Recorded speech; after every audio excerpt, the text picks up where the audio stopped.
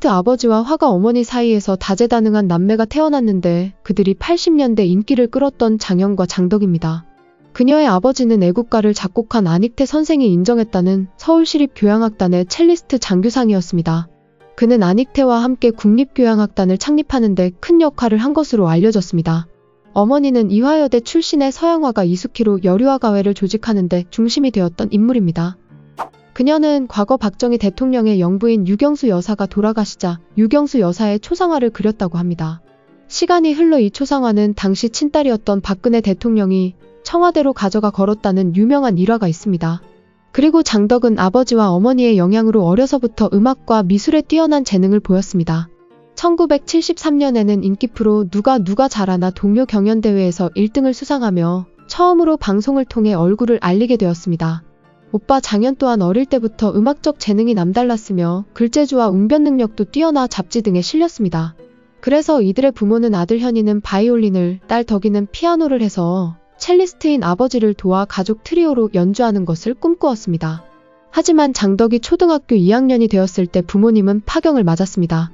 이후 장덕은 동양 철학에 심취한 아버지를 따라 서울 도봉산 아래 작은 사찰에 머물렀습니다.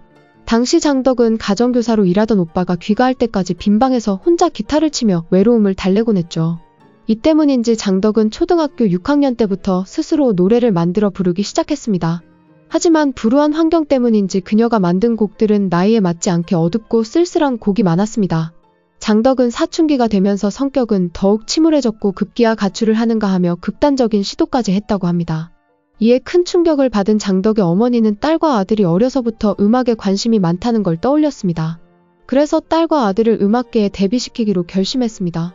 때마침 어머니 이수키 씨는 도문회라는 여류화가를 알게 되었는데 도문회의 남편은 엘 클러나드라라는 미국인이었습니다. 엘 클러나드라는 미팔군 문관으로 미팔군 무대의 가수를 설 수 있게 하는 자격을 갖춘 인물이었습니다. 그렇게 장현과 장덕은 어머니의 도움으로 듀엣을 결성해 미팔군 무대에 서서 노래를 불렀습니다. 이들 남매는 미팔군 무대 출연을 계기로 방송국 PD들의 눈에 들었고 1개월 뒤 TBC TV에 출연하였습니다. 장덕과 장현은 현이와 덕이로 그룹 이름을 만들고 1976년 친구야 등 3곡이 수록된 데뷔 앨범을 발표합니다. 이후 남매 듀엣은 장덕이 작사 작곡한 꼬마 인형과 일기장을 부르며 많은 사람들의 관심을 받았습니다. 그러던 어느 날 장덕은 가수 송창식을 만났고 그 자리에서 자신이 만든 소녀와 가로등을 불러주었습니다. 소녀와 가로등은 장덕이 중학교 2학년 때 만든 곡으로 당시 이혼으로 흩어졌던 가족에 대한 그리움으로 만든 노래였습니다. 이에 송창식은 크게 감탄하며 서울국제가요제에 출품할 것을 적극적으로 권유했습니다. 결국 송창식의 적극적인 지원으로 장덕은 소녀와 가로등을 신인 가수 진미령에게 주었습니다. 진미령은 이 곡을 들고 제1회 MBC 서울가요제에 출전했고 입상하는 데 성공했습니다.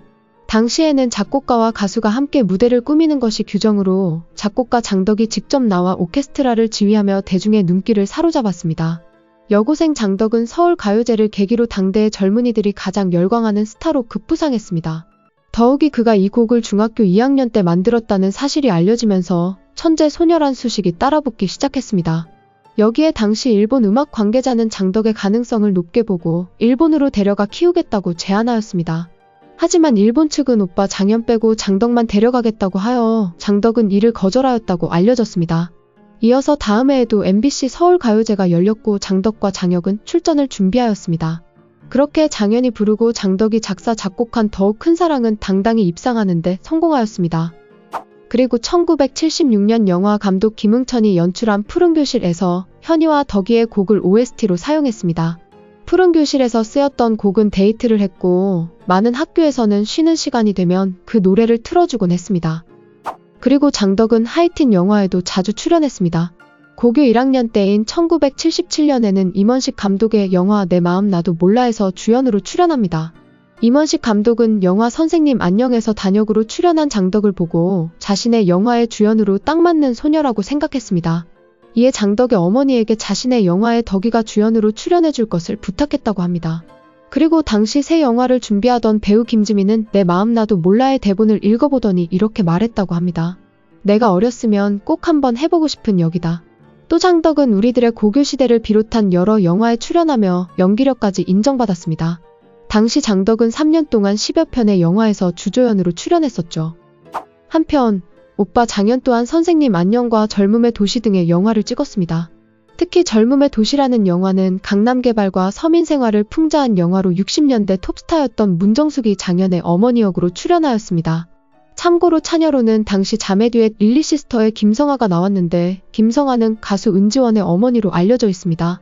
이처럼 당시 현희와 장덕은 가수로서뿐만 아니라 영화와 드라마에도 나오면서 연기자로서도 인정을 받았습니다. 이 때문에 당시 장덕의 위상을 오늘날의 아이유에 견줘 이야기하는 이들이 많습니다. 장덕은 화려한 스포트라이트를 받고 있었지만 뒤편에서는 남몰래 마음의 병을 앓고 있었습니다. 그러다 아버지의 재혼을 계기로 소동을 일으켰고 하이틴 스타의 소동은 팬들에게도 큰 충격이었습니다. 결국 장덕은 고등학교 졸업식을 앞둔 1979년 연예계 활동을 접고 어머니를 찾아 미국으로 건너갔습니다. 장덕은 미국에서 벨몬트 대학을 거쳐 테네시 주립대 실용음악과에 입학하였고 미국에서도 음악 활동을 이어나갔습니다. 그러던 1980년 장덕은 한인회가 주최하던 송년 파티에서 운명의 남자를 만나게 되었습니다. 그는 형제들과 함께 리패밀리라는 밴드를 결성하여 한인사회를 돌고 있었고 송년 파티에서 장덕을 만나게 된 것이었죠. 그렇게 1981년 10월 장덕은 어린 나이에 리패밀리의 이군과 결혼하였습니다. 하지만 그녀의 마음속에는 지독한 향수병이 자리 잡고 있었고 결국 2년여의 짧은 결혼 생활을 정리하고 1983년 한국으로 돌아오게 됩니다. 그러나 과거 하이틴 스타의 소동으로 찍힌 주홍글 씨는 장덕에게 큰 걸림돌이었습니다. 장덕은 솔로 2집과 3집을 발표하였지만 반응은 영 좋지 못했습니다. 이에 시련에 빠진 장덕은 가족들과도 연락을 끊고 한남동에 있는 자취방에 틀어박혀 외로움을 곱씹었습니다. 이때 영화 수렁에서 건진 내 딸의 음악 작업을 하기도 했지만 마음의 병이 더 깊어졌고 식음을 전폐하며 혼자만의 세계에 갇혀 살았습니다. 그러다 오빠 장현이 그녀를 찾아와 현희와 덕이를 재결성하자고 제안했습니다. 결국 1985년 현희와 덕이는 7년 만에 재결성하였습니다. 이후 타이틀곡인 너 나 좋아해가 공전의 히트를 기록하면서 장덕은 기적적으로 재기의 발판을 마련할 수 있었습니다. 또한 뒤늦은 후회와 그대의 투정도 대중들에게 좋은 반응을 얻었습니다.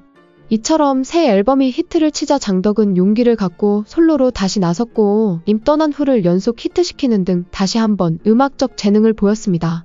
이 곡은 가요 톱10 연속 5주 1위라는 데이트를 기록했죠. 그렇게 장덕은 이선희, 정수라와 함께 80년대 최고의 인기 가수로 군림했습니다. 그리고 장덕은 뛰어난 외모로 예능이나 단막극 드라마에도 자주 출연하며 얼굴을 알렸습니다. 또 장덕은 가수 활동뿐 아니라 많은 가수들에게 곡을 주거나 음반 프로듀서로 이름을 날렸습니다. 작곡가로서 이선희와 진미령 그리고 양하영에게도 곡을 주었습니다. 이은하가 불러 큰 인기를 끈 미소를 띄우며 나를 보낸 그 모습처럼도 장덕이 만든 곡이었습니다. 1986년 이은하가 발표한 이 노래는 발표 당시엔 노래 제목이 무척 길다는 것으로도 화제를 불렀었죠.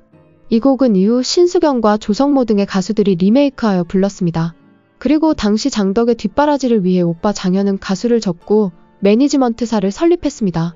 하지만 1989년 예정된 시간을 위하여를 발표하지만 반응은 썰렁했고 인기몰이에 실패했습니다. 이때는 이상은이 담다디로 인기를 모으기 시작했고 신선한 얼굴의 많은 가수들이 새로운 시도를 하던 시기였습니다. 당시 가요계는 여자 가수로는 김한선의 화려한 댄스와 이지연의 청초한 목소리로 인기를 끌었습니다. 남자 가수로는 이승철과 변진섭의 라이벌 대결, 대학가요제 출신의 신해철이 가요계의 구도를 형성하고 있었습니다. 그리고 장덕과 장현 남매에게는 더욱 어두운 그림자가 다가오고 있었습니다. 1990년 장덕은 드라마 구리반지에 출연하여 오랜만에 연기를 선보였으며 같은 해에는 토요일은 즐거워에 출연하였습니다. 그러나 이것이 그녀가 대중들 앞에선 마지막 모습이 되고 말았습니다. 1989년 오빠 장현이 설암 판정을 받으면서 장덕은 오빠의 병간호에 매진했습니다. 그러나 장덕은 아픈 오빠를 지켜보며 마음의 병이 더욱 깊어졌고 수면제 없이는 잠을 이루지 못한 날이 계속되었습니다.